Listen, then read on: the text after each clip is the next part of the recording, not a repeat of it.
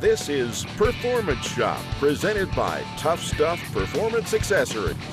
We're going to be continuing on with our 1965 C10 project. Now this thing's going to get a late model 5.3 liter Silverado power plant. What does that mean? More horsepower, which means we need more braking power.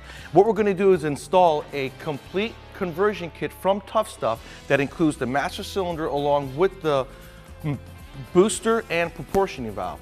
And we're going to go with a standard stock cast finish because this thing has got the patina look.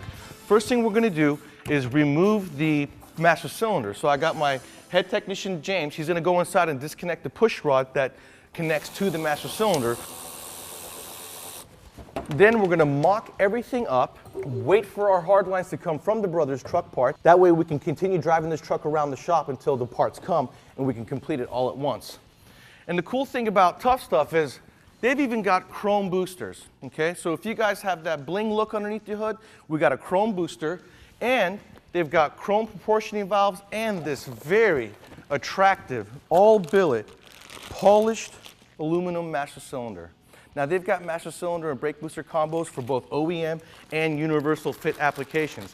They come in all the standard finishes that Tuff Stuff offers, which is stealth black, black chrome, natural cast plus, along with chrome and polished, okay?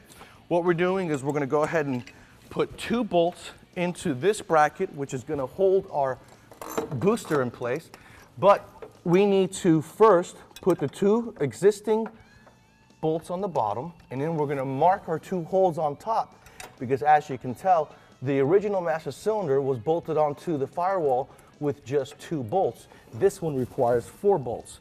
So we're going to go ahead and tighten the 2 bottom bolts so that we have a good point of marking our 2 upper holes, and that way everything will be lined up. You guys want to make sure that these are straight because these 2 brackets are separate from each other and they come in together with a common pivot point at the bottom.